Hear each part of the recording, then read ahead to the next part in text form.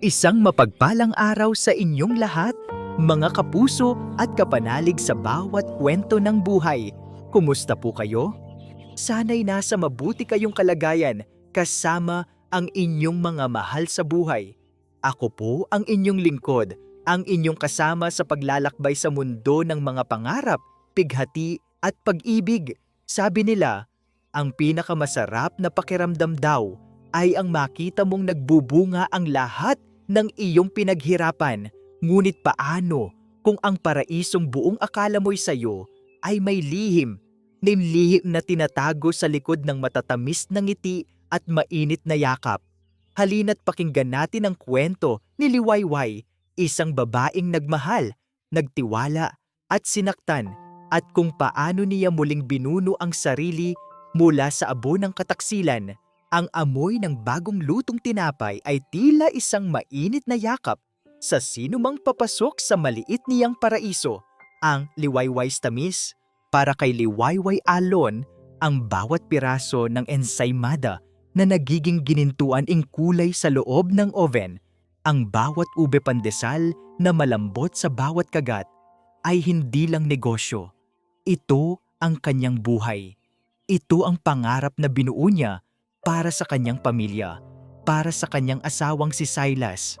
Pinunasan niya ang pawis sa kanyang noo gamit ang likod ng kanyang palad. Isang ngiti ang sumilay sa kanyang mga labi. Eksaktong 5:00 na ng hapon. Oras na ng pag-uwi ni Silas, at gaya ng dati, may inihanda siyang espesyal para dito. Ang paborito nitong ube cream pie na may dagdag na keso sa ibabaw. Ilang minuto pa, narinig na niya ang ugong ng sasakyan ni Silas sa labas. Mabilis niyang inayos ang sarili, tinanggal ang kanyang apron at sinalubong ito sa pinto. "Mahal ko, welcome home," bati ni Liwayway, sabay abot sa kamay nito upang magmano. "I'm home, love," sagot ni Silas, isang matamis na ngiti ang nakapaskil sa kanyang gwapong mukha. Hinalikan siya nito sa noo, isang kilos na dating nagpapakalma sa kanyang puso, ngunit ngayon may kakaiba. Niyakap siya ni Silas ng mahigpit, at doon niya naamoy isang matamis bulaklakin na pabango. Hindi ito ang pabango ni Silas, at siguradong hindi rin ito ang sa kanya. Kumunot ang noo ni Liwayway, ngunit mabilis din itong itinago sa likod ng isang pilit na ngiti. "Pagod ka ba, mahal? Ipinaghanda kita ng paborito mo," sabi niya habang inaakay ito papasok. "Really? You're the best, love? By the way, I have something for you." May kinuha si Silas na isang maliit at eleganteng paper bag mula sa kanyang briefcase. Isang mamahaling pabango, ang paborito ni Liwayway. Ngunit sa halip na matuwa, isang malamig na kaba ang gumapang sa kanyang dibdib. Para bang ang regalong ito ay isang patnakip butas sa isang kakasalanan. Kinagabihan, habang naghahanda sila para matulog, sinabi ni Liwayway na lilinisin lang niya ang sasakyan dahil may natapon siyang kape kaninang umaga. Ito ay isang palusot. Kailangan niyang alisin ang gumugulo sa kanyang isipan. Sa loob ng malamig at madilim na sasakyan, binuksan niya ang ilaw. Malinis ang lahat, maliban sa isang bagay na kumikinang sa ilalim ng passenger seat. Nang damputin niya ito, nanlamig ang kanyang mga kamay. Isang silver na hair clip, maliit, pambabae at may disenyong bituin na kumikinang. Sa likod nito may nakaukit na isang letra, M. Hindi ito sa kanya. Simple lang ang mga gamit niya, at hinding-hindi siya nagsusuot ng ganito. Dinala niya ito pabalik sa loob ng bahay. Ang puso niya ay kumakabog na parang tambol sa digmaan. Naabutan niyang nagbabasa ng libro si Silas sa kanilang kama. "Mahal," tawag niya, sinisikap na maging kalmado ang kanyang boses. "Nakita ko to sa kotse. Kanino to?" Ipinakita niya ang hair clip.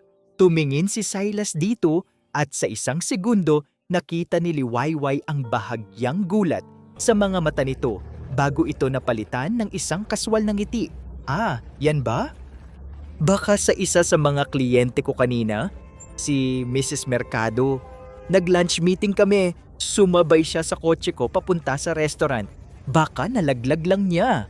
Ang sagot ay mabilis, masyadong mabilis at luhikal. Pero hindi nito napawi ang duda sa puso ni Liwayway. Tumango na lamang siya, ayaw nang palakihin pa ang gulo. Ganoon ba? Sige, itatabi ko na lang. Baka hanapin niya. Ngunit habang nakahiga na sila sa dilim, likod sa likod, hindi mapakali si Liwayway. Paulit-ulit na naglalaro sa isip niya ang amoy ng pabango, ang hair clip na may letrang M, at ang masyadong perpektong paliwanag ni Silas. Hinintay niyang marinig ang malalim at pantay na paghinga nito. Isang senyales na tulog na ito. Dahan-dahan siyang bumangon. Ang isip niya'y nagsusumigaw na mali ang kanyang ginagawa. Pero ang puso niya'y naghahanap ng katotohanan, gaano man ito kasakit. Kinuha niya yung cellphone ni Silas mula sa bedside table. Nanginginig ang kanyang mga kamay habang binubuksan ito. Walang password. Ganoon kalaki ang tiwala nila sa isa't isa. O yun ang akala niya. Nang biglang umilaw ang screen, isang bagong mensahe ang pumasok. Hindi niya kailangang buksan pa ang inbox. Ang pangalan at ang preview ng mensahe ay sapat na para durugin ang buong mundo niya. Mula sa isang numerong nakasave bilang Mara S. At ang mga salita ay tila mga punyal na sabay-sabay tumusok sa kanyang puso. Sana ikaw ang katabi ko ngayong gabi. Ang mga salitang iyon ay hindi lang niya nabasa. Ramdam niya ang bawat letra na tila nagmamarkang bakal sa kanyang kaluluwa. Sana ikaw ang katabi ko ngayong gabi. Paulit-ulit, paulit-ulit. Isang sirang plaka na tumutugtog sa loob ng kanyang isipan. Sinisira ang bawat alaala ng pagmamahal na pinagsaluhan nila ni Silas. Dahan-dahan niyang ibinalik ang cellphone sa mesa na parang isang bombang anumang oras ay sasabog. Bawat pag-iingat ay ginawa niya upang hindi magising ang lalaking katabi niya. Ang lalaking ngayon ay isa ng estranghero sa kanya. Bumalik siya sa pagkakahiga, ngunit ang pagpikit ay imposible. Ang dilim sa kwarto ay tila mas itim, mas malalim. Ang katahimikan ay nakakabingi.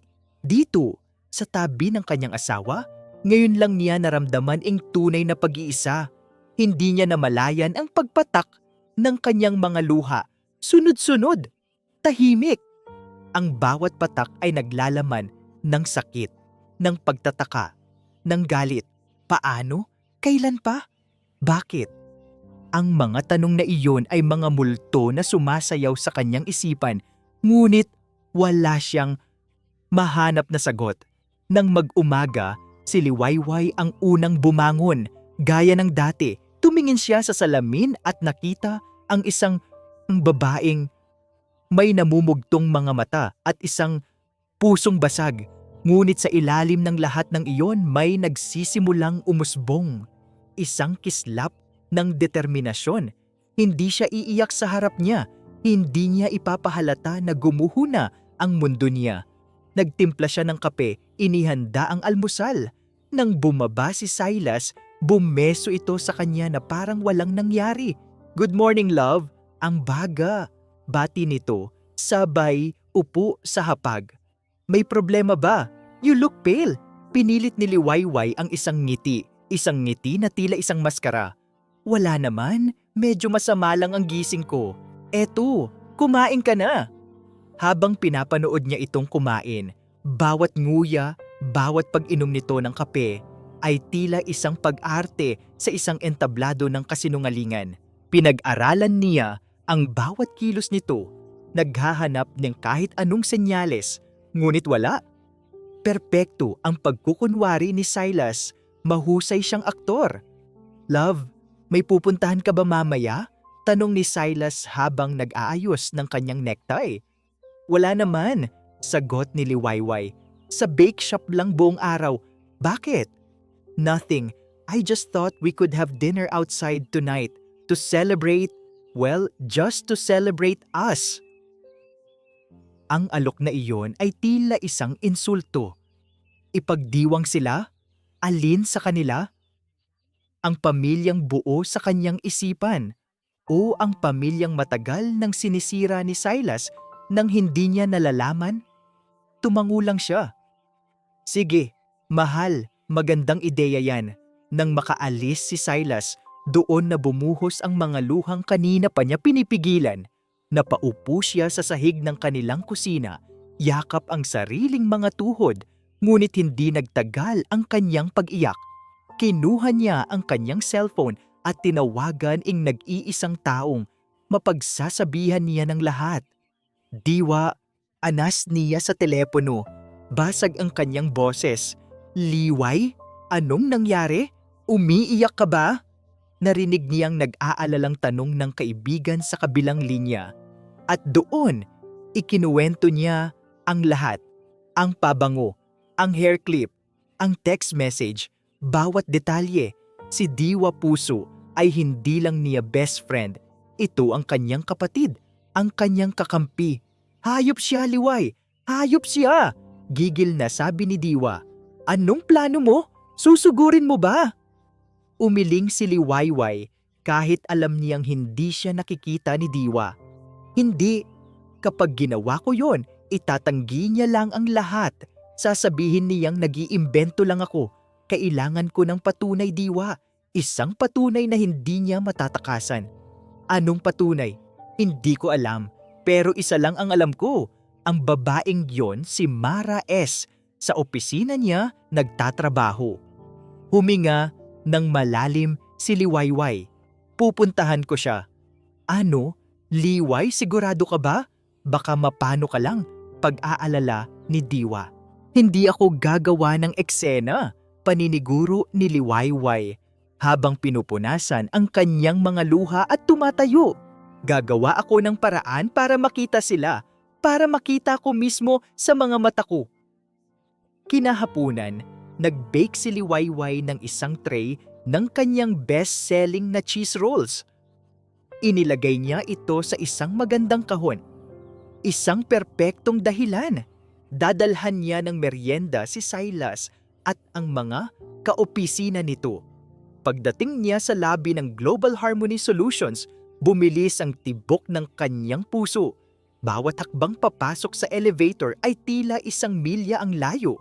Pagbukas ng pinto sa palapag kung nasaan ang opisina ni Silas, isang mundo ng abalang mga tao ang sumalubong sa kanya. Nakita niya agad si Silas, nakatayo malapit sa isang glass-walled conference room, kausap ang isang babae. Isang babaeng maganda, balingkinitan ang katawan at may mahabang buhok na alon-alon. Ang babaeng iyon ay nakangiti habang inaayos ang gusot sa kwelyo ng polo ni Silas. Isang kilos na napaka-intimate, napaka-pamilyar. Naglakad si Liwayway palapit. Ang bawat hakbang ay mabigat. Mahal? Gulat na napalingon si Silas. Ang ngiti sa mukha nito ay bahagyang natigilan bago ito muling bumalik. Mas malapad, mas peke. Love, anong ginagawa mo rito? What's a surprise? Dinalhan ko kayo ng merienda, sabi ni Liwayway. Itinaas ay ang hawak na kahon. Ang kanyang mga mata ay hindi nakatingin kay Silas, kundi sa babaeng katabi nito. Ang babae ay ngumiti sa kanya, isang ngiti na hindi umabot sa mga mata. Hi, you must be Liwayway. I'm Mara Sinag, Silas's executive assistant. It's so nice to finally meet you. I've heard so much about you. Ang boses nito ay matamis, ngunit may bahid ng panunuya. Napansin ni Liwayway ang suot nitong bracelet. Isang silver bracelet na may charm na hugis bituin. Ang parehong bracelet na nakita niya sa isang jewelry store catalog na ipinakita sa kanya ni Silas noong nakaraang buwan.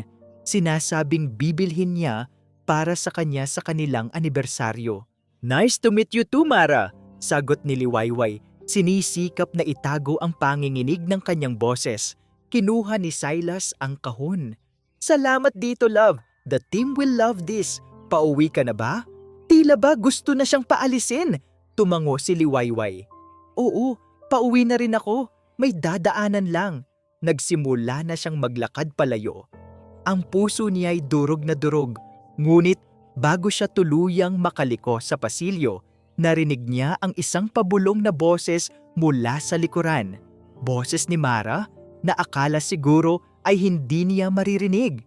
Mag-ingat ka, baka mahalata na tayo ng asawa mong martir. Ang salitang martir ay tumama sa kanya na parang isang sampal. Napahinto siya, napakuyom ang kanyang mga palad. Hindi siya lumingon, nagpatuloy siya sa paglalakad. Pero sa bawat hakbang, ang lungkot sa kanyang puso ay unti-unting napapalitan ng nag-aapoy na galit. Hindi na siya martir. Hindi na ngayon. Ang salitang ang martir ay umaling-ungaw sa kanyang isipan habang nagmamaneho siya pauwi. Martir! Ganoon ba ang tingin nila sa kanya? Isang babaeng nagbubulag-bulagan, nagpapakatanga sa ngalan ng pag-ibig? Ang sampal na hindi niya natanggap sa pisngi ay naramdaman niya ng doble sa kanyang pagkatao. Hindi siya umuwi kaagad. Itinabi niya ang sasakyan sa isang parke kung saan pinanood niya ang mga batang naglalaro. Ang mga magkasintahang naglalakad ng magkahawak kamay. Dati, ang mga tanawing ito ay nagbibigay sa kanya ng saya. Ngayon para itong mga sundang na lalong sumusugat sa kanya. Ang sakit ay unti-unting nag-init, naging galit. Isang galit na hindi niya kailanman naramdaman sa buong buhay niya. Tapos na ang pag-iyak, tapos na ang pagiging biktima. Kung gusto nila ng laro, ibibigay niya. Pero sa pagkakataong ito, sisiguraduhin niyang siya ang mananalo. Kinuha niya ang kanyang cellphone at tinawagan si Diwa. Nakita ko sila, Diwa, sabi niya. Ang boses ay matigas at walang bahid ng luha. Nakita ko kung paano niya ayusin ang kwelyo ni Silas. Narinig ko kung paano niya ako tawaging martir. Walang hiya talaga sila, sagot ni Diwa. Anong gagawin mo, Liway? Huwag kang gagawa ng padalos-dalos. Hindi na, pero kailangan ko ng tulong mo. Mas matalino ka sa akin pagdating sa mga computer, sa mga accounts. Kailangan nating maghanap ng ebidensya. Isang bagay na solid. Isang bagay na isasampal ko sa kanila na hindi na sila makakapalag pa. Kinabukasan, nagkita sila sa isang maliit at hindi gaanong mataong coffee shop. Dala ni Liwayway ang kanilang laptop. Si Diwa naman ay may dalang determinasyon na katumbas ng sa kaibigan. Okay, anong una nating titingnan? Tanong ni Diwa habang binubuksan ang laptop. Ang joint credit card account namin, palagi niyang sinasabi na para sa mga business expenses yan. Halos hindi ko na tinitingnan, paliwanag ni Liwayway. Nang mabuksan nila ang online portal ng bangko, nagsimulang mag-scroll si Diwa sa mga statement of account. Mga pamilyar na pangalan ng restaurant, gasolinahan, department store. Ngunit habang bumababa sila sa mga nakaraang buwan, may mga lumabas na hindi pamilyar. Liway, ano itong Villa Amore Hotel sa Tagaytay? Halos 20 tawayol para sa isang gabi? Akala ko ba nasa Cebu ka noong petsang yan para sa isang seminar? Tanong ni Diwa nakaturo sa screen. Natigilan si Liwayway. Naalala niya ang petsang iyon. Tumawag pa si Silas, sinasabing pagod na pagod siya sa seminar. Isang kasinungalingan. Tingnan mo pa, Diwa, utos ni Liwayway. Ang boses ay nanginginig sa pinipigil na galit. Sunod-sunod na ang lumabas. Mga mamahaling dinner sa mga restaurant na hindi pa nila kailanman pinuntahan. Mga bayarin sa mga spa. At ang pinakamasakit sa lahat, eto na, bulong ni Diwa. Isang transaksyon sa Celestia Fine Jewelry. Ang halaga, 85,000 noong nakaraang buwan. Nanlaki ang mga mata ni Liwayway. Iyon ang halaga ng silver bracelet na may star charm. Ing bracelet na suot-suot ni Mara. ang bracelet na ipinangako ni Silas para sa kanya. Hayop siya, paulit-ulit na bulong ni Liwayway. Ginamit niya ang perang pinaghirapan ko para sa kabit niya. Sa bawat resibong nakikita nila, tila isang piraso ng kanyang puso ang nadudurog. Mga alaala ang nagsimulang bumalik. Ang mga panahong nagtitipid siya para makabili ng bagong oven. Ang mga gabing nagpupuyat siya para matapos ang mga bulk orders. Lahat ng sakripisyo niya. Iyon pala, habang siya'y nagpapakahirap, si Silas ay nagpapakasasa kasama ang ibang babae. Sandali, sabi ni Diwa, biglang sumeryoso ang mukha. Liway, buksan natin yung joint savings account ninyo. May isang bagay akong napansin. Nang mabuksan nila ang savings account, halos pareho lang ang nakita nila. Mga regular na transactions, ngunit mas matalas ang mata ni Diwa. Tingnan mo to, sabi ni Diwa. Every month, for the past 6 months, mayroong malaking withdrawal, pare-parehong halaga, 150,000. Walang nakalagay na detalye kundi fund transfer. Ano yan? Sabi niya para daw yan sa isang investment na sinisimulan niya para sa future natin. Investment? Liway, anong klasing investment ang walang papel? Walang pangalan ng kumpanya? Nag-type ng mabilis si Diwa sa keyboard. Teka, susubukan kong itrace kung saan napupunta ang mga transfer na ito. Ilang minuto nang nakakabinging katahimikan ang namagitan sa kanila, tanging tunog lang ng pag-click ng keyboard ang maririnig. Si Liwayway ay nakatitig lang sa screen. Ang puso niya ay halos ayaw nang tumibok sa kaba. Biglang napasinghap si Diwa. Nanlaki ang kanyang mga mata at napatingin siya kay Liwayway. Ang muka ay puno ng hindi makapaniwalang ekspresyon. Diwa, ano yan? Anong nakita mo? Hindi makapagsalita si Diwa. Si Diwa sa una, itinuro lang niya ang screen. Liway, nanginginig ang boses nito. Teka, may mas malala pa rito. Hindi lang ito resibo ng hotel. Huminga ito ng malalim bago nagsalita muli. May mga bank transfer sa isang offshore account na nakapangalan kay Mara Sinag. Ang mga salitang binitawan ni Diwa ay tila isang malakas na sampal na gumising kay Liwayway mula sa bangungot ng personal na pagtataksil at itinulak siya sa isang mas malalim at mas madilim na bangin. Hindi na lang ito tungkol sa isang pusong sinugatan. Ito ay tungkol sa pagnanakaw, sa panloloko, sa isang krimen. Offshore account? Halos pabulong na tanong ni Liwayway, hindi lubos na maunawaan ang bigat ng kanyang narinig. Anong ibig sabihin niyan, Diwa? Ibig sabihin, Liway, hindi lang basta kinukuha ni Silas ang pera ninyo para ibigay sa kabit niya. Inilalabas niya ang pera sa bansa, itinago sa isang kimbaaki ko isi at iapaswa o sa account na mahirap itrace. Paliwanag ni Diwa, ang boses ay seryoso at puno ng pag-aalala. Halos 1 milyon na lahat-lahat, Liway, at lahat yon napunta sa pangalan ni Mara. Napahawak si Liwayway sa kanyang dibdib. Hindi na galit ang nararamdaman niya, kundi takot. Isang malamig na takot. Ang mga taong kaya itong gawin ay hindi lang mga manloloko. Sila ay mapanganib, planado ang lahat. Mula sa simula, ginamit lang siya. Ang kanyang tiwala, ang kanyang pagmamahal, ang kanyang pinaghirapan. Kailangan nating iprint lahat ng ito. Sabi ni Liwayway, ang boses ay naging matatag sa kabila ng takot. Bawat resibo, bawat bank statement, kailangan ko ng kopya ng lahat. Kinabukasan, bumalik si Liwayway sa Global Harmony Solutions.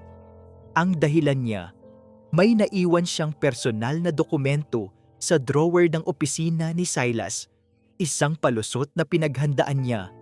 Habang naglalakad siya sa pasilyo, ang bawat ngiti ng mga empleyadong nakakasalubong niya ay tila isang pangungutya.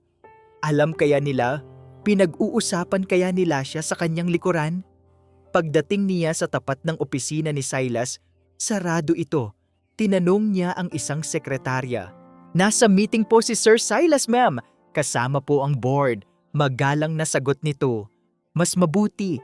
Nagpaalam siyang papasok sandali para kunin ang kanyang gamit. Sa loob ng opisina, mabilis niyang binuksan ang drawer at kinuha ang folder na sadya niyang iniwan doon. Ngunit bago siya makaalis, napansin niya ang isang planner sa ibabaw ng mesa ni Silas. Dahil sa kagustuhang makahanap pa ng kasagutan, binuklat niya ito.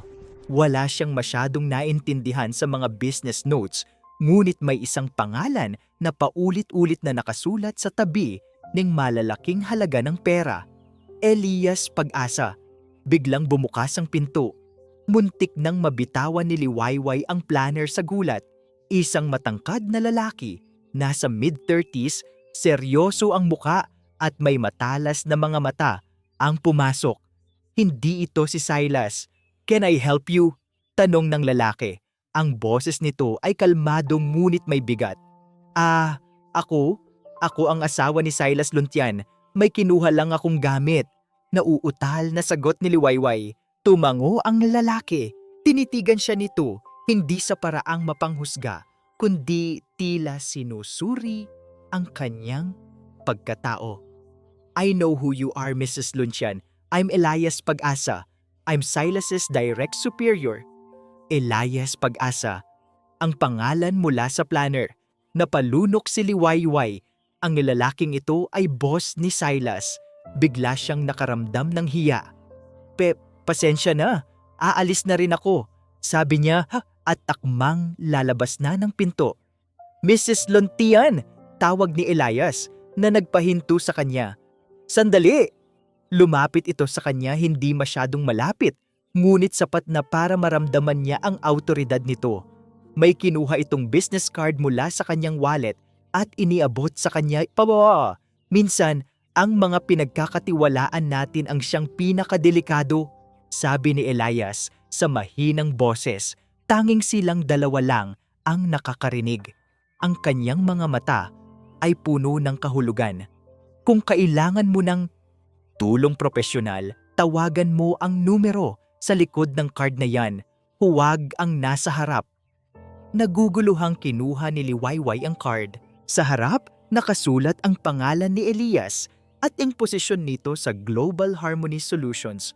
Ngunit nang baliktarin niya ito, isang pangalan at numero ng telepono ang nakasulat kamay. At Chino Ricardo de Vera, Financial Crimes Specialist. Hindi na nagsalita pa si Elias. Ngumiti lang ito ng bahagya. Isang ngiti na may bahid ng lungkot at pag-unawa. At lumabas na ng opisina. Naiwan si Liwayway na tulala. Hawak ang card. Bakit siya? Bakit siya tinutulungan ng boss ni Silas? Ano ang alam nito? Kinagabihan, habang nag-iisa sa kanyang bake shop, hindi mapakali si Liwayway. Tinititigan niya ang card.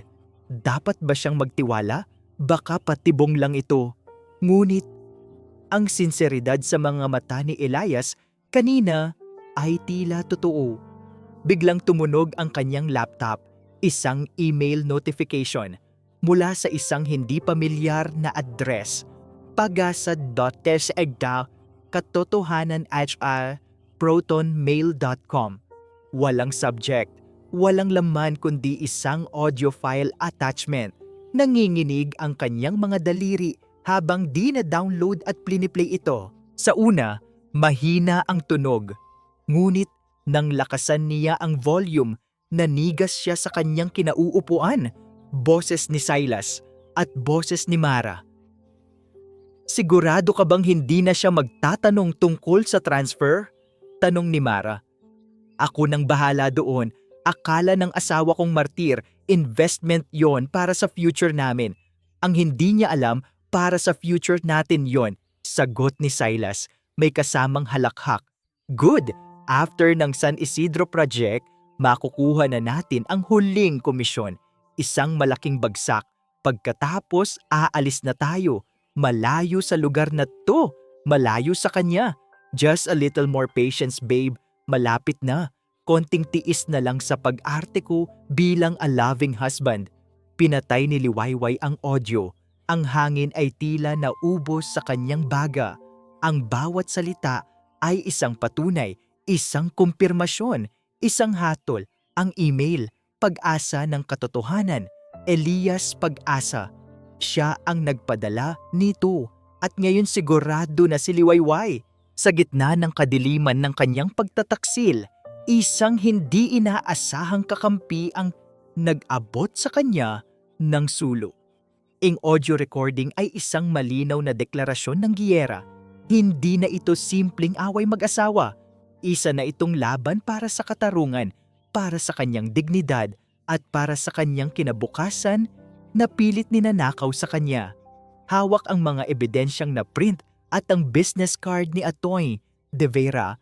Naramdaman ni Liwayway ang pagbabalik ng kanyang lakas. Ang takot ay napalitan ng tapang.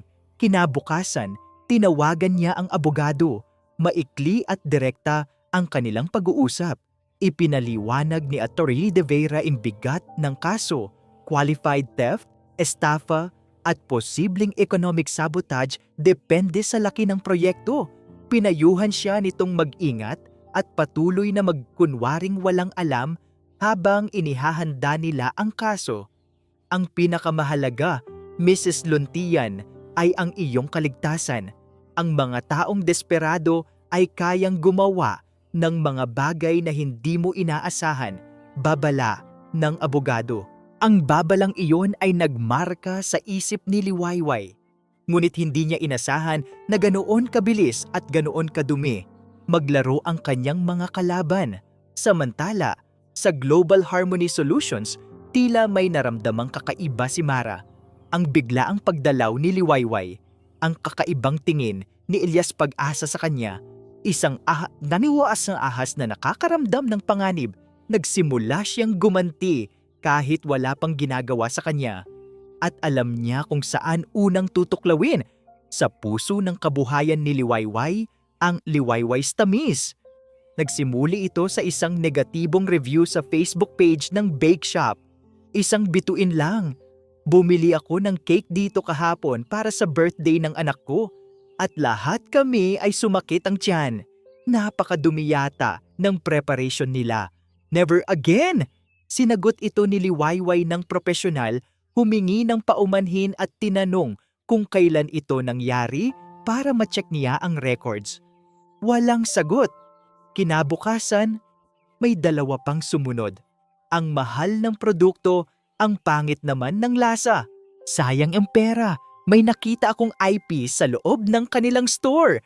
Yuck! Kadiri, huwag kayong bibili dito. Sunod-sunod. Tila isang organisadong pag-atake. Ang mga account na nag-post ay halatang mga dami. Walang ibang laman kundi ang mga negatibong review na iyon. Ngunit hindi iyon alam ng publiko. Ang mga regular na customer ay nagsimulang magtanong. Ang mga potensyal na kliyente ay nagsimulang mag-alinlangan. Sinubukan itong labanan ni Liwayway. Nag-post siya ng mga video ng kanyang malinis na kusina, ng kanyang proseso. Ngunit ang pinsala ay nagawa na. Ang mga order ay nagsimulang bumaba. Ang dating masayang tunog ng telepono na tumatanggap ng mga order ay napalitan ng nakakabinging katahimikan. Si Silas, sa kanyang galing sa pag-arte, ay nagpakita ng lubos na pag-alala. Love, anong nangyayari? Baka may sabotahe. Baka may kalaban ka sa negosyo na gustong sumira sa'yo. Sabi nito isang gabi, habang yakap-yakap siya. Halos masuka si Liwayway sa kanyang pagkukunwari. Alam niyang sila ang may kagagawan nito. Ngunit pinilit niyang maging kalmado, sumandal sa balikat nito at umiyak. Isang pekeng iyak. Hindi ko alam, mahal, ang sakit. Pinaghirapan ko ito tapos sisirain lang nila. Sabi niya, habang sa isip niya ay sinusumpa ito. Ang pag-atake ay hindi natapos doon. Isang hapon, habang nag-iisa si Liwayway sa bake shop at pinipilit na tapusin ang iilang natitirang order, isang van Mula sa City Health Office ang huminto sa tapat. 2 unipormadong lalaki ang bumaba. "Magandang hapon po. Kayo po ba si Mrs. Liwayway Alon?" Tanong ng isa. Seryoso ang muka. "Ako nga po. Ano po yon?" "Kami po ay mula sa Sanitation Department. May natanggap po kaming anonymous complaint tungkol sa di umano'y unsanitary practices ng inyong establishmento.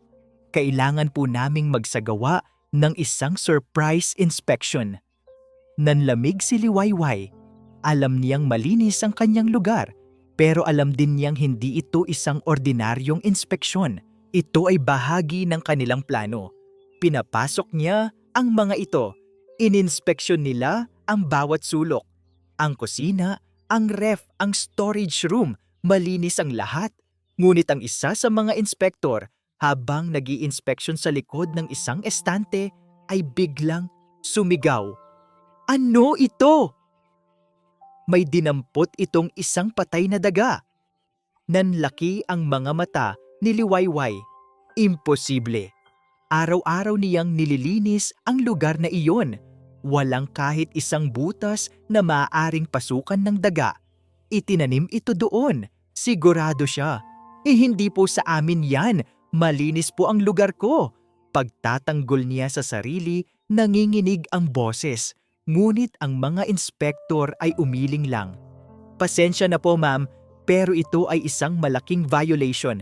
Batay sa aming protokol at sa reklamong natanggap namin, kailangan naming isyuhan kayo ng isang temporary closure order habang iniimbestigahan pa naming ito." Iniabot sa kanya ang isang piraso ng papel. Isang notice of temporary closure. Tila isang hatol ng kamatayan para sa kanyang negosyo. Nang makaalis ang mga health inspector, napaluhod si Liwayway sa sahig ng kanyang tahimik at walang lamang bake shop. Tinitigan niya ang notice sa kanyang kamay. Ang pangarap niya, ang kanyang paraiso, ang Liwayway's Tamis, ay ipinasara. Sinira nila hindi lang ang kanyang puso, kundi pati na rin ang kanyang pangarap. At sa sandaling iyon, ang natitirang takot sa kanyang puso ay tuluyan ng naglaho. Ang natira na lang ay purong galit. Isang galit na handang sunugin ang lahat. Ang notice of closure ay tila isang lapida sa puntod ng kanyang mga pangarap. Ilang araw na sarado ang Liwayway's Tamis. Ang dating masiglang tindahan na puno ng amoy ng pag-asa at tamis ay ngayon ay isa na lamang tahimik at madilim na espasyo. Gabi-gabi, umuuwi si Liwayway sa bahay na tila isang naglalakad na patay at sasalubungin siya ng mapagkunwaring pag-aalala ni Silas. "Huwag kang mag-alala, love. Malalagpasan din natin to," sasabihin nito habang niyayakap siya. "Baka sign na to para mag-focus ka na lang sa akin, sa pamilya natin." Ang mga salitang iyon, sa halip na magbigay ng aliw, ay lalong nagpasiklab sa galit sa kanyang puso. Ito ang gusto nila, ang mawalan siya ng sariling pagkakakitaan, ng sariling lakas, para tuluyan na siyang maging dependent, maging isang martir na walang magawa kundi sumunod.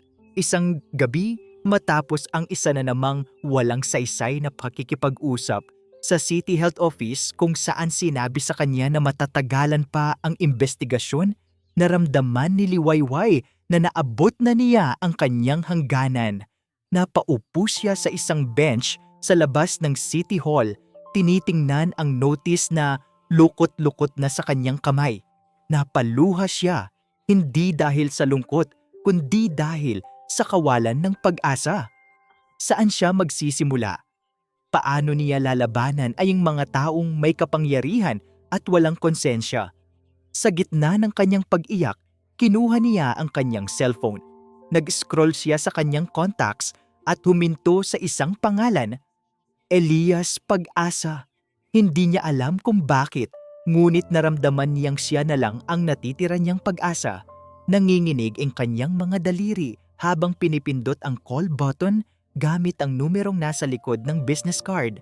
Nagring ito ng 2 beses bago may sumagot. De Vera Law Office. Pasensya na. Hinahanap ko sana si Mr. Elias Pag-asa.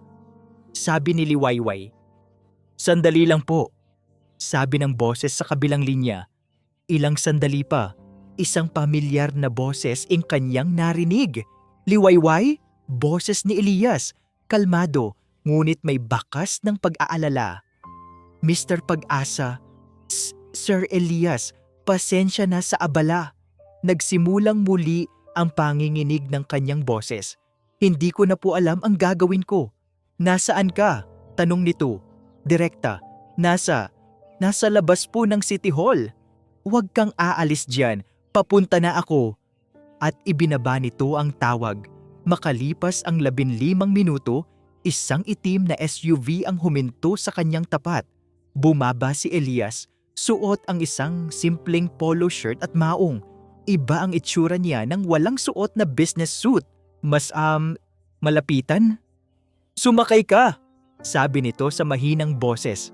Nag-aalangan man, sumunod si Liwayway.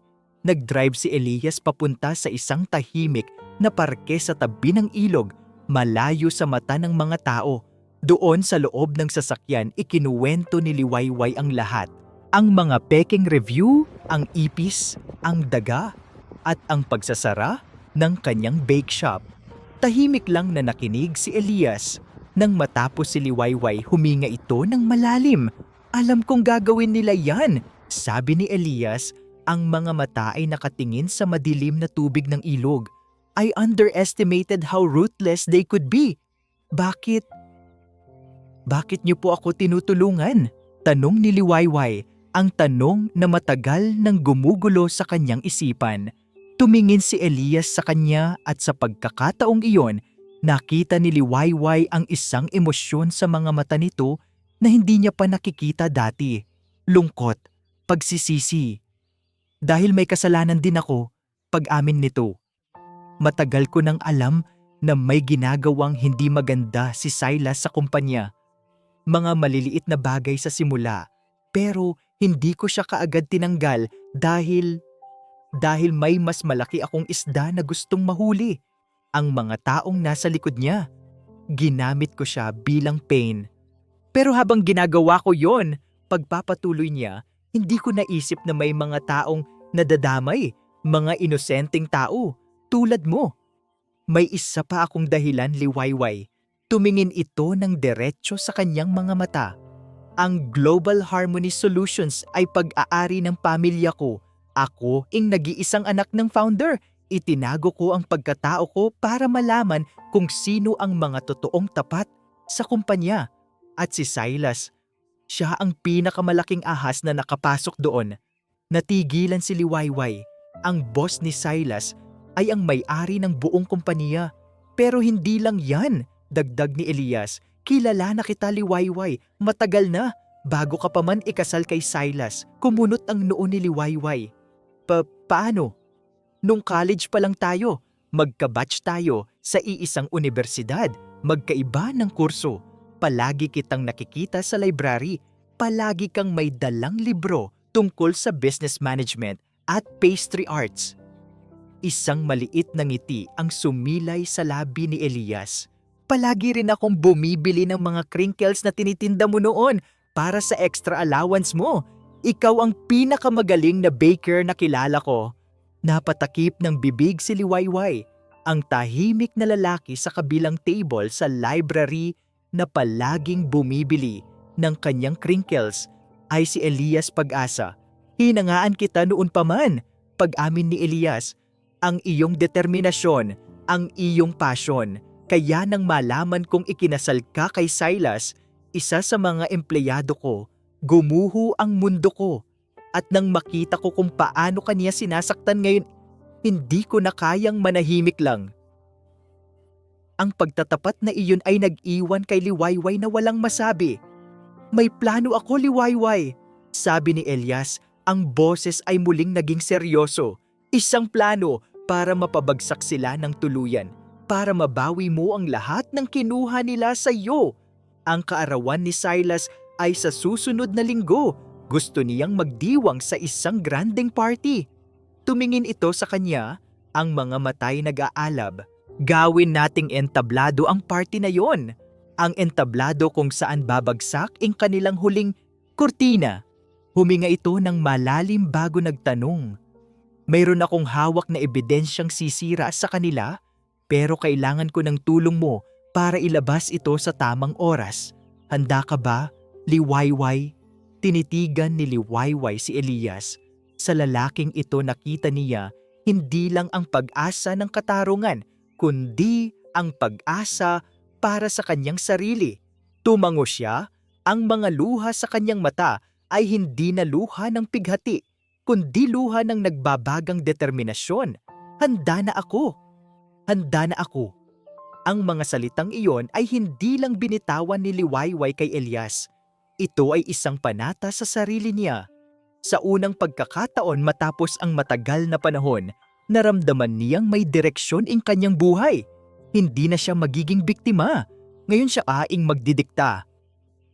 Vaikwakihoch da doktrayra chukmat ko. Ito ay detalyado. Taubaw. Vadayruiro. Kailangan niya ng lakas ng loob na hindi niya tungbiet min ko. At higit sa lahat, kailangan niyang maging isang mahusay na aktres. Kinabukasan, umuwi si Liwayway na may ngiti sa labi, isang ngiti na hindi umabot sa kanyang mga mata. Niyakap niya si Silas at sa unang pagkakataon sa loob ng ilang linggo, hinayaan niya itong halikan siya sa labi. Mahal, ang lungkot ko nitong mga nakaraang araw. Sabi ni Liwayway, ang boses ay malambing at may bahid ng pagsisisi. Pero na-realize ko, hindi ito ang katapusan. Nandito ka pa rin sa tabi ko. Ikaw lang ang mahalaga sa akin. Nagulat si Silas sa biglaang pagbabago ng kanyang asawa. Ngunit mabilis itong nagpakitang gilas. Akala siguro ay epekto ng pagkawala ng bake shop ang pagkalambot ni Liwayway. Tama yan, mahal. Nandito lang ako palagi para sa'yo. Sabi nito, sabay haplos sa kanyang pisngi. Sabi ko na nga ba, mas mabuting mag-focus ka na lang sa ating pamilya.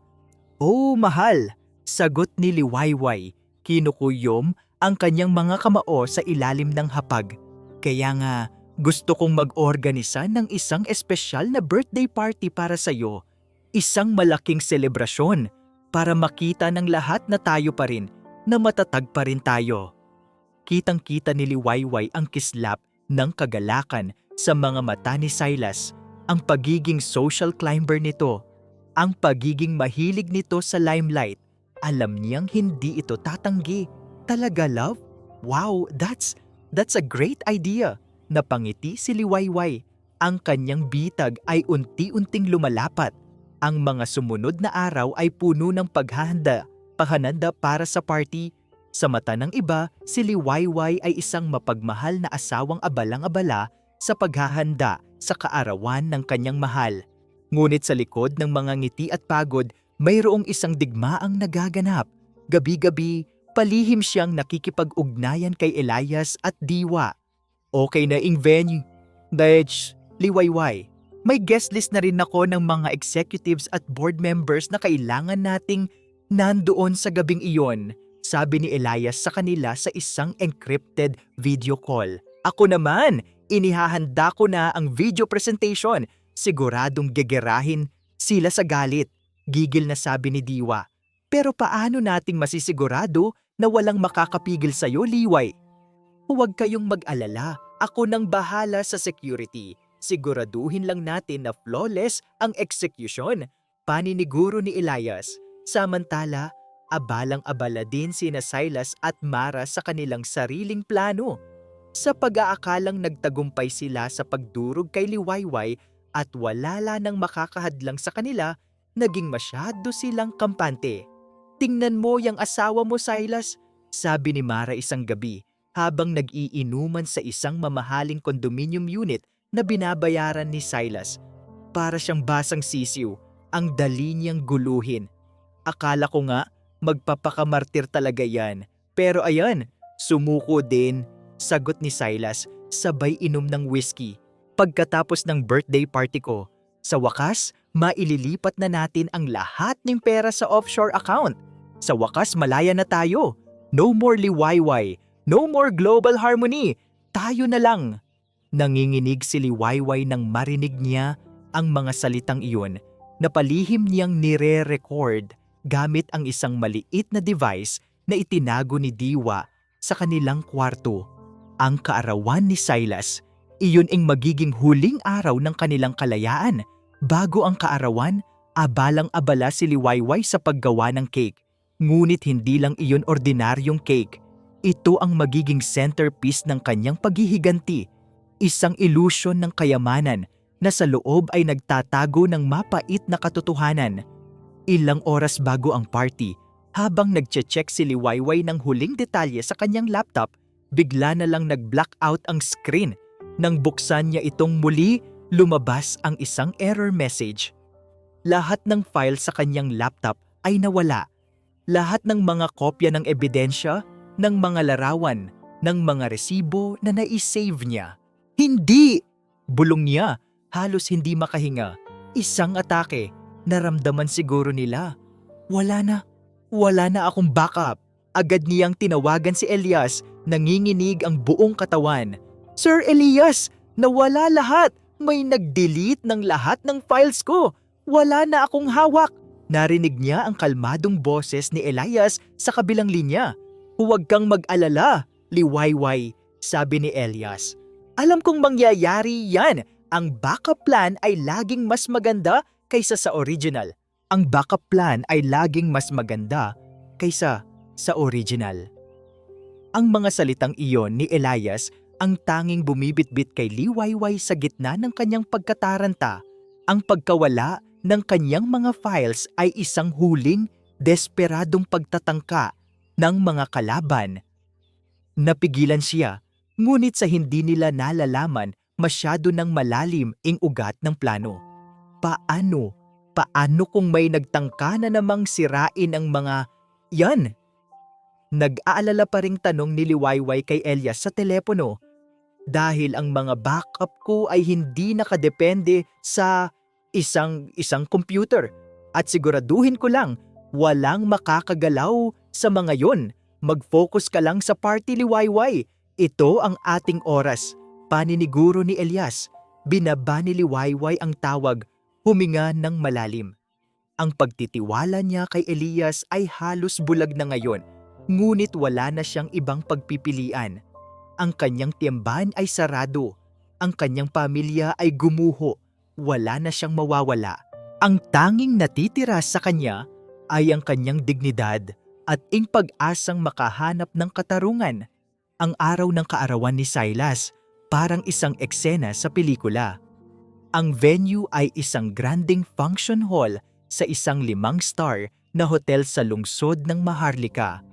May mga matatayog na bulaklak, kumikinang na chandelier at mga piling bisita, mga kilalang tao sa mundo ng negosyo, politika at lipunan. Ang lahat ay naroon, naghihintay na saksihan ang perpektong pagdiriwang ng isang perpektong pamilya. Maaga pa lang, nasa hotel na si Liwayway.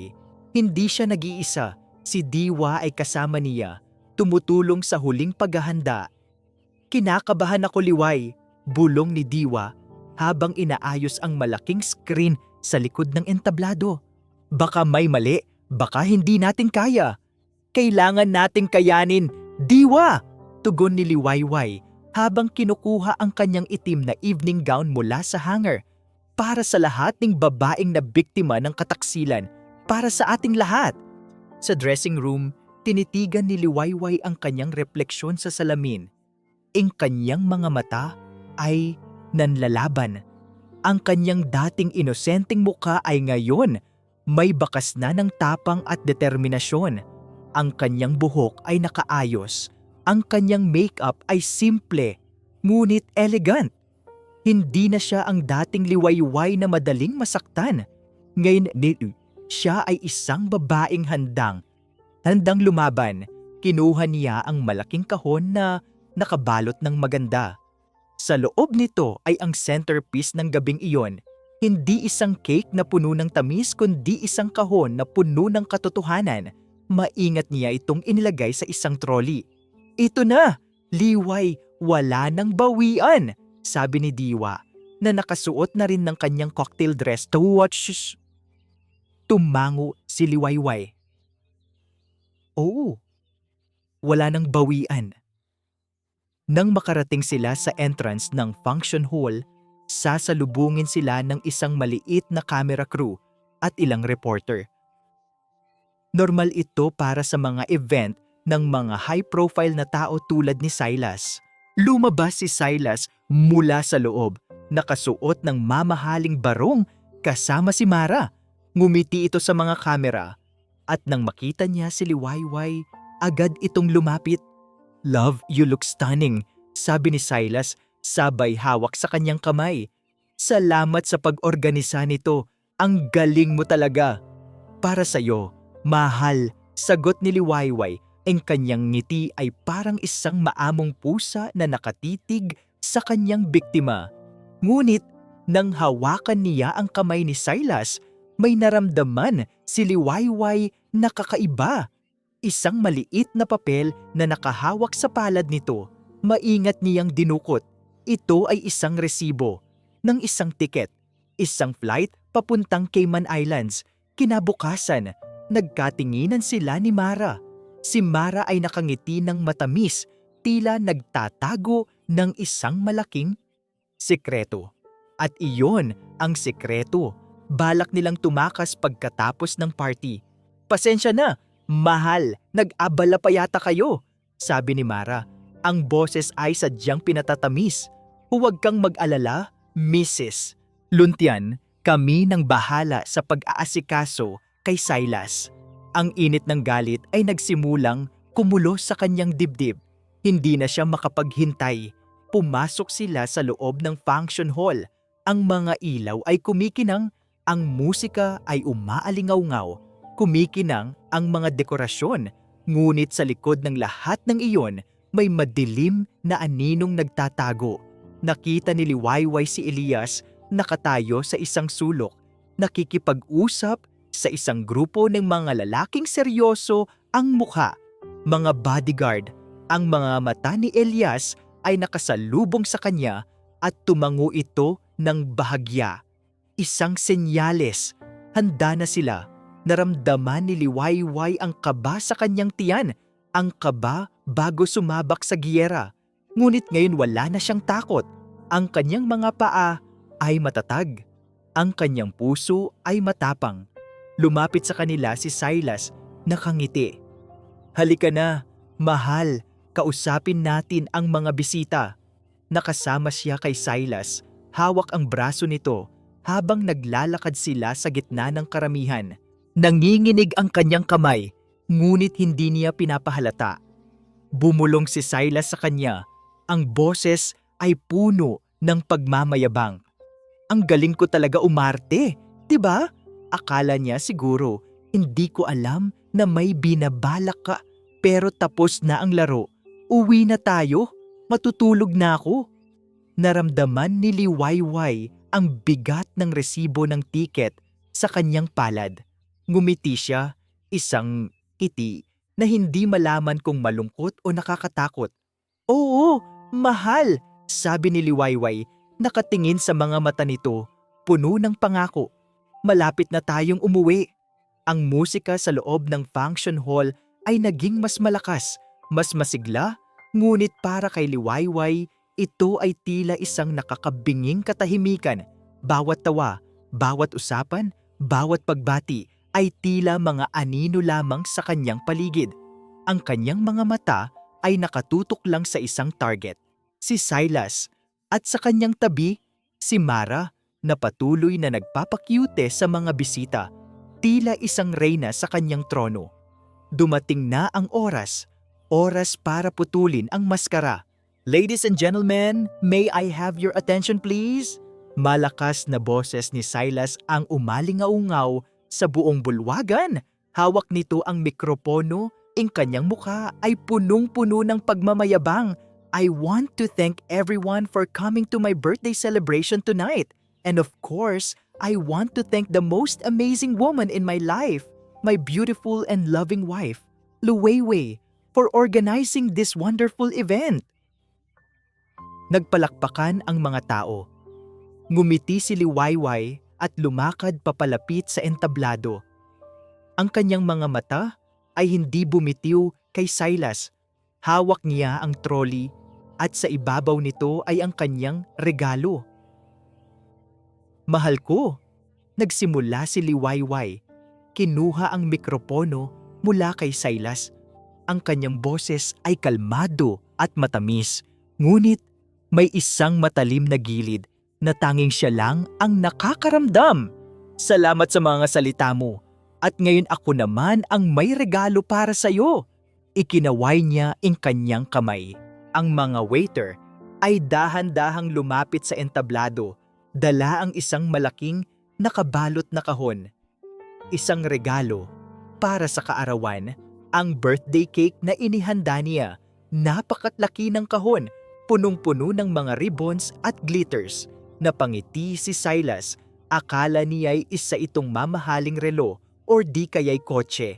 Maging si Mara ay nakangisi, tila nagtataka kung ano ang laman.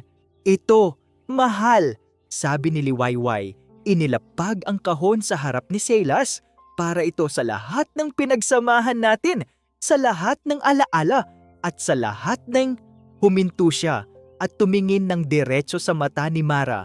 Sa lahat ng katotohanan, biglang nagbago ang ekspresyon ni Mara. Kumunot ang noo nito. "Ano yan, love?" tanong ni Silas sabay abot sa kahon. "Iyan ay ang ating money cake," sagot ni Liwayway. May diin sa huling dalawang salita. "Ilabas mo ang pera, mahal. Hayaan mong makita ng lahat kung gaano ka kayaman." Ngumiti si Silas, kampante pa rin. Akala niya'y isa itong biro. Dahan-dahan nitong hinila ang ribbons, ngunit nang alisin niya ang takip, nagulat siya. Walang pera, walang cake. Sa halip, lumabas ang mga larawan.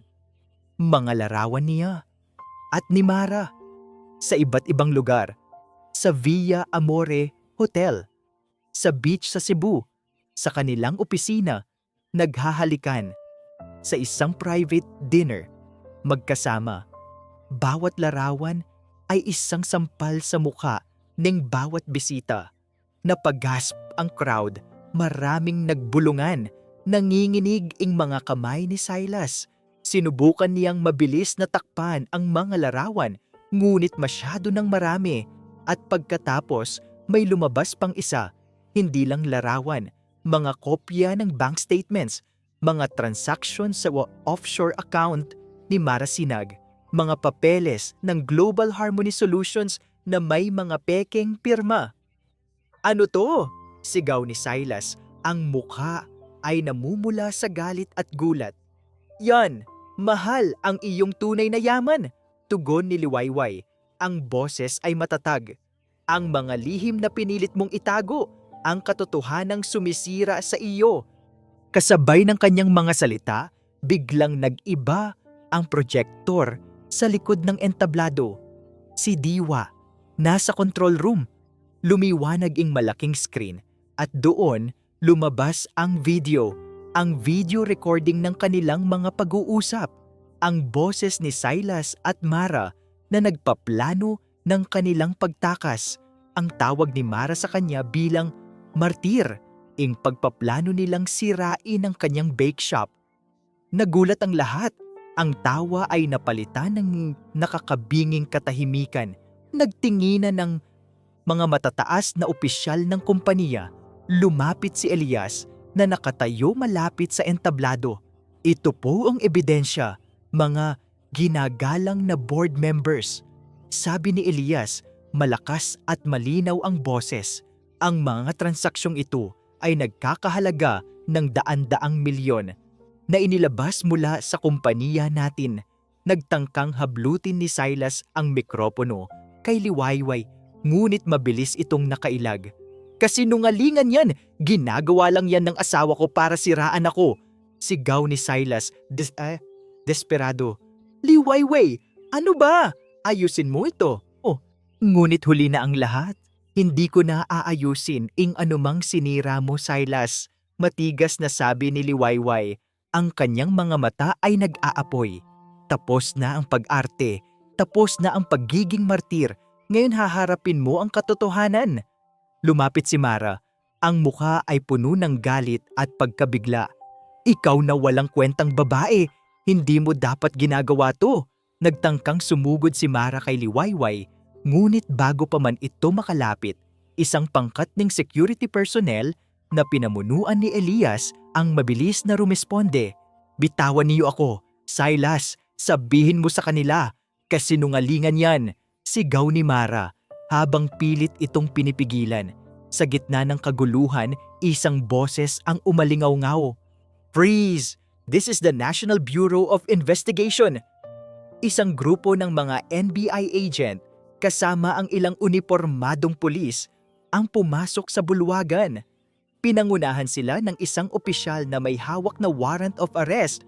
Silas Luntian at Mara Sinag, kayo po ay inaaresto dahil sa kasong qualified theft, estafa at fraudulent schemes. Sabi ng opisyal, may karapatan po kayong manahimik. Anuman ang inyong sasabihin ay maaaring gamitin laban sa inyo sa korte. Nang makita ang mga NBI lalong nagwala si Silas, desperado nitong sinubukang tumakas, ngunit nahuli rin ito ng mga agent. Tinangkang suntukin ni Silas si Liwayway sa huling pagtatangka ng paghihiganti, ngunit hinarangan ito ni Elias na mabilis na humarang sa harap ni Liwayway. Hinding-hindi mo na siya masasaktan, maring sabi ni Elias habang tinutulak ang galit. Nagalit na si Silas papalayo. Tinignan ni Liwayway si Silas at Mara na ngayon ay pinosasan na at iginagapos papalabas ng function hall. Ang mga bisita ay nagbubulungan, kinukuhanan sila ng litrato. Ang kanilang mga mukha ay puno ng kahihiyan at pagkatalo. Hindi na siya nakaramdam ng galit. Ang natira na lang ay isang matinding paghinga ng ginhawa. Isang kapayapaan na matagal nang hindi niya naramdaman. Ang matamis na pagtutuos ay tapos na. Ang ingay ng pagpalakpak at pagbubulungan ay matagal nang nawala. Ang mga flash ng kamera ay lumamlam. Ngunit ang alaala ng gabing iyon, ang gabing bumagsak ang maskara ng kasinungalingan at naghari ang katotohanan, ay mananatili sa alaala ni Liwayway habang buhay. Makalipas ang ilang buwan, malaki na ang pinagbago. Ang kaso laban kay Silas Luntian at Mara Sinag ay umusad ng mabilis. Sa harap ng mga hindi maikakailang ebidensya, kasama ang testimonya ni Elias Pag-asa bilang kinatawan ng Global Harmony Solutions, walang nagawa ang dalawa kundi tanggapin ang kanilang kapalaran. Isang araw sa korte, habang binabasa ang sentensya, tinitigan ni Liwayway ang dating asawa. Wala na ang dating Silas na kanyang minahal. Ang nakita niya ay isang lalaking durog, puno ng pagsisisi at galit. Galit sa mundo at marahil galit sa kanyang sarili. Si Mara naman ay halos hindi na makilala. Ang kanyang dating kinang ay napalitan ng pait at takot. Ang dalawa ay sinentensyahan ng mahabang taon sa bilangguan at inutusan ding ibalik ang lahat ng pera na kanilang ninakaw. Paglabas ni Liwayway sa korte, isang malaking buntong hininga ang kanyang pinakawalan. Ito na ang huling kabanata ng kanyang pighati. Tapos na, tuluyan na siyang malaya. Agad niyang tinapos ang annulment proceedings. Walang pag-aalinlangan, walang panghihinayang. Ang kanilang kasal ay isa lamang kasinungalingan at kailangan na niya itong tuluyan ng putulin. Ang Liwayway's tamis ay hindi nasarado. Sa tulong ni Elias na nagbigay ng legal assistance at financial backing para sa bake shop, hindi lang ito muling nagbukas, kundi lalong lumago. Ang kwento ni Liwayway ay kumalat sa buong bayan. Ang kwento ng isang babaeng nagmahal, nasaktan, ngunit tumayo at lumaban para sa katotohanan. Ang bake shop ay hindi na lang tindahan ng tinapay. Ito ay naging simbolo. Simbolo ng pag-asa, ng tibay, ng muling pagbangon. Maraming kababaihan ang bumibisita, Hindi lang para bumili ng masarap niyang pastries, kundi para magbigay ng suporta at magpahayag ng paghanga. Nagkaroon din siya ng mga panayam sa TV at radio kung saan ibinahagi niya ang kanyang kwento, nagbibigay inspirasyon sa iba. Isang hapon, habang abalang-abala si Liwayway sa paggawa ng isang custom cake para sa isang customer, pumasok si Elias sa bake shop. Suot nito ang isang simpleng t-shirt at maong, iba sa dating formal na business attire. Ang bango naman dito, bati nito, may ngiti sa mga labi. "Ellie, ikaw pala!" Sagot ni Liwayway, kinailangan pang punasan ang kanyang mga kamay bago yumakap sa kaibigan. Ngayon, iba na ang pakiramdam niya sa yakap ni Elias. Hindi na ito simpleng pakikiramay. May init, may tiwala. "Paano ang global harmony? Okay na ba ang lahat?" Tanong niya habang nagtitimpla ng kape para sa kanya. "Mas maayos na. Nailinis na ang lahat ng kalat. Ang pera na ninakaw ay unti-unting nababawi," paliwanag ni Elias. "Pero hindi yan ang ipinunta ko rito." Umupo si Elias sa harap ng counter, nakatingin sa kanya. "Liway, alam kong napakarami nang nangyari. Alam kong mahaba pa ang proseso ng paghilom, pero gusto ko lang sabihin na palagi lang ako nandito. Salamat, Ellie. Hindi ko alam kung paano ako makakabangon kung wala ka." Taos pusong sabi ni Liwayway. Nang matapos ang araw, habang nagsasara na si Liwayway, nanatili pa rin si Elias. Tinulungan niya itong maglinis, mag-ayos ng mga upuan. Ginawa nila ito ng tahimik. Ang bawat galaw ay may rhythm na tila matagal na nilang ginagawa. Nang matapos ang lahat, nakatayo sila sa gitna ng tahimik at malinis na bake shop. Ang mga ilaw ay bahagyang nakasindi, nagbibigay ng isang mainit at malambot na glow. Hinarap ni Elias si Liwayway. Ang kanyang mga mata ay nagtagal sa kanya, puno ng pagmamahal na matagal nang itinago. "Liway, alam kong maaga pa." Nagsimula si Elias, ang kanyang boses ay malambot at seryoso. "Pero pwede ba kitang bigyan ng bagong simula? Isang simula na walang kasinungalingan, walang sakit, puro tamis lang, tulad ng mga gawa mo." Huminga siya ng malalim at kinuha ang kamay ni Liwayway. "Gusto kong maniwala ka muli sa pag-ibig, Liway. Sa pag-ibig na totoo. Sa pag-ibig na hindi ka iiwan. Handa akong maghintay, gaano man katagal, hanggang sa maging handa ka. Basta, hayaan mo lang akong patunayan sa iyo." Ang mga salita ni Elias ay tila mga binhi na nahulog sa isang lupaing matagal ng tigang. Hindi ito mga mapanlinlang na pangako ni Silas. Ito ay totoo, sinsero at puno ng paggalang. Sa unang pagkakataon matapos ang mahabang panahon, naramdaman ni Liwayway ang isang kislap ng pag-asa. Hindi lang pag-asa para sa katarungan, kundi pag-asa para sa isang tunay na pag-ibig. Tinitigan niya ang mga mata ni Elias, ang mga matang matagal nang nakatingin sa kanya mula sa malayo, tahimik na sumusuporta, ang mga matang puno ng pagmamahal na ngayon lang niya naunawaan. "Eli," bulong ni Liwayway. Ang kanyang boses ay bahagyang nanginginig. "Hindi ko alam kung paano pa ako magtitiwala ulit." "Hindi mo kailangang magmadali, Liway," sabi ni Elias, hinahaplos ang kanyang kamay. "Hindi ko hinihingi na kalimutan mo ang nakaraan.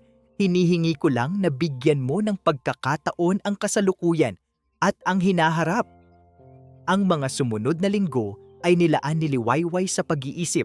Patuloy siyang abala sa bake shop na ngayon ay umaapaw na sa mga order. Ngunit sa bawat paghulma niya ng masa, sa bawat pag-decorate ng cake, naroon si Elias sa kanyang isipan.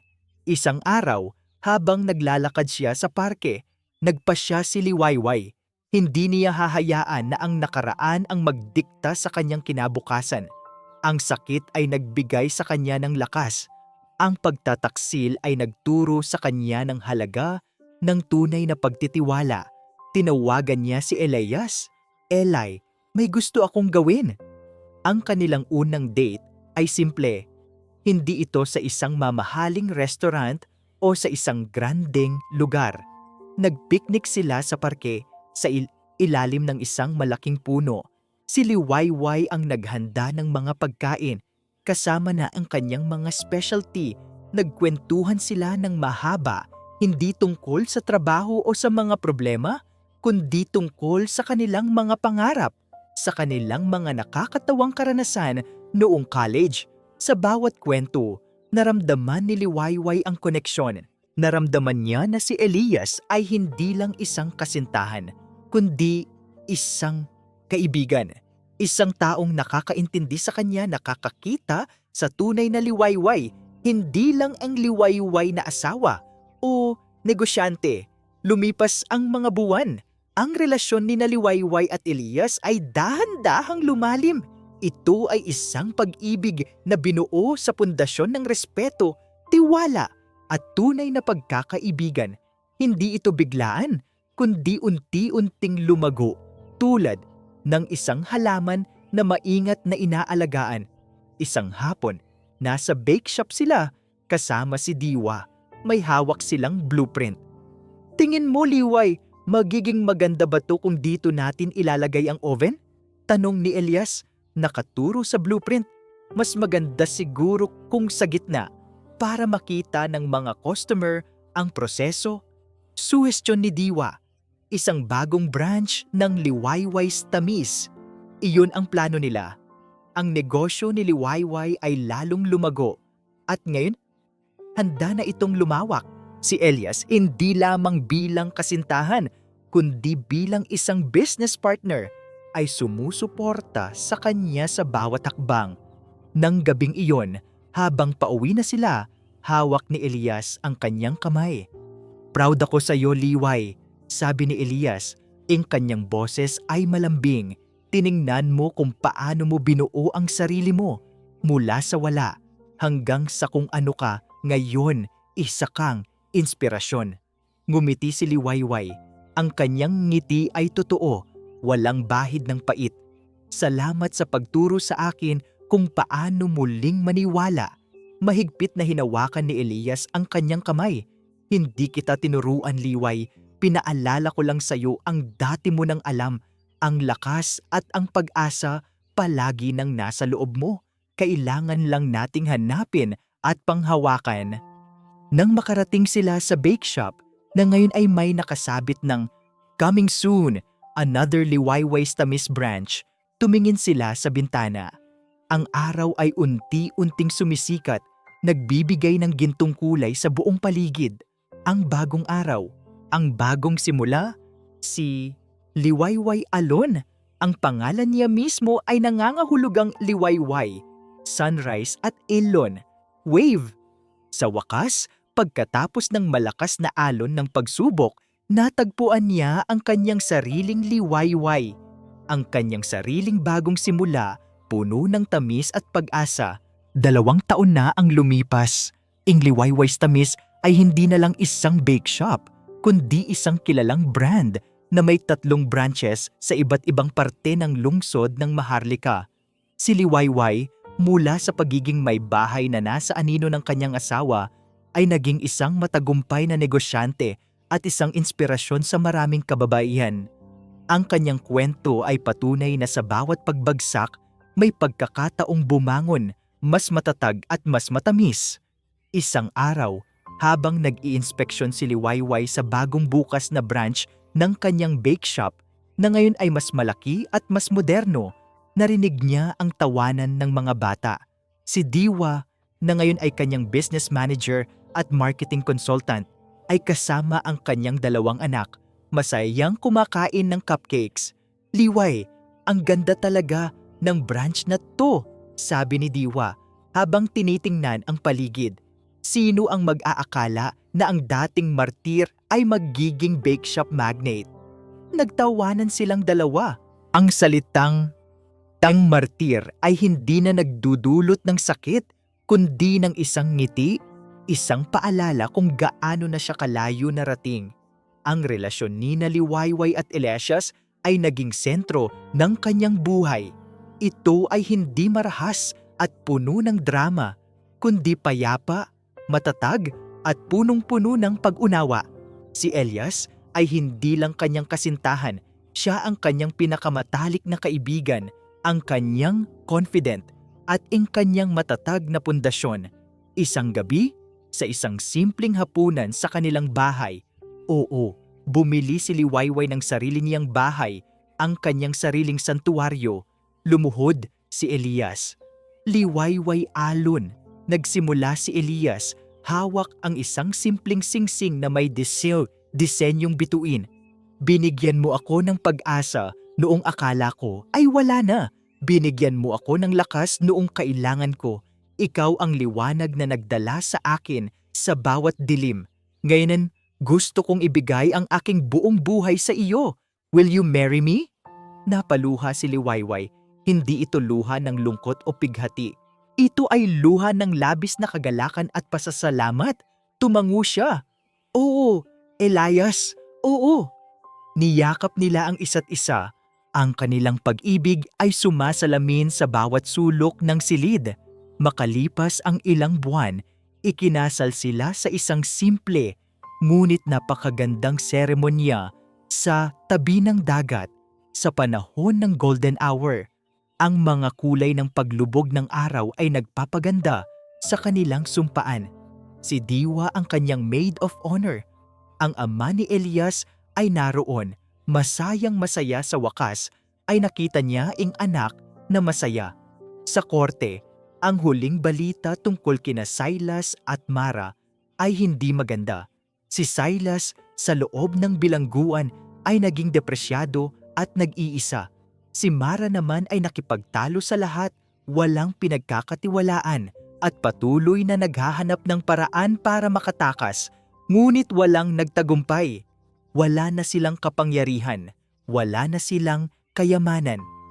Ang kanilang kinabukasan ay natapos na sa mga rehas ng bilangguan. Sa pagtatapos ng kanilang wedding reception, nakatayo sina Liwayway at Elias sa balcony. Pinagmamasdan ang mga bituin. Ang simoy ng hangin ay banayad, ang tunog ng alon ay nagbibigay ng payapa. Elias, sabi ni Liwayway, sumasandal sa balikat nito. Salamat sa pagdating sa buhay ko. Hindi ko inakala na posible pa ang ganitong pag-ibig. Hinalikan ni Elias ang kanyang noo. Ang pag-ibig, Liwayway, ay palaging naghihintay para sa atin. Sa tamang panahon, kailangan lang nating matuto sa mga mali natin at buksan ang ating puso sa pag-asa. Si Liwayway ay tumingin sa kalangitan. Ang mga bituin ay kumikinang, tila nagbibigay pag-asa.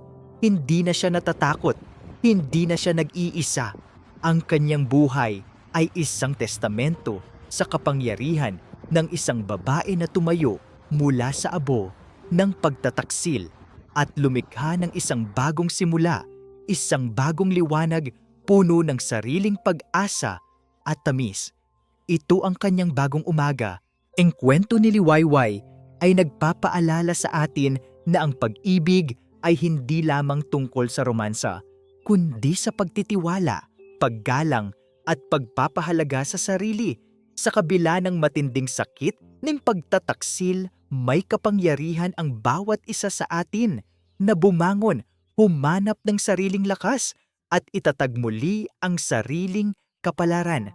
Ang tunay na pag-asa ay hindi sa kung sino ang kasama mo, kundi sa kung ano ang kaya mong maging. At sa huli, ang katotohanan ay palaging mananaig at ang katarungan ay hahanapin ang kanyang daan. Ang bawat pahirap ay isang pagkakataon upang muling lumikha ng mas maganda at mas makabuluhang buhay. Maraming salamat po sa inyong lahat, mga minamahal naming taga-subaybay, sa muli ninyong pagsama sa amin sa isa na namang kwentong pumukaw sa ating damdamin. Sana'y nakapagbigay ito ng inspirasyon, aral at higit sa lahat, pag-asa sa inyong mga puso. Malaki po ang pasasalamat namin sa inyong patuloy na pagsuporta. Ibahagi po ninyo sa amin sa comment section ang inyong mga saloobin at damdamin tungkol sa naging takbo ng kwento ni Liwayway. Anong aral ang inyong napulot? Ano ang pinakapaborito ninyong bahagi? At anong uri naman po ng kwento ang nais ninyong mapakinggan sa susunod? Ang inyong mga komento ay mahalaga para po sa amin. Hindi dito nagtatapos ang ating paglalakbay. Marami pa pong kwentong kasing ganda at mas puno ng aral dito sa aming channel. Kung nagustuhan niyo ang kwentong ito, i-like, i-share sa pamilya at mga kaibigan, at mag-subscribe na rin para lagi kayong updated sa mga susunod pa naming kwento. I-click niyo ang notification bell para kayo ang unang makarinig kapag may bago kaming upload. Pagpalain po kayo ng Panginoon, kayo at ang inyong buong pamilya. Hanggang sa muli,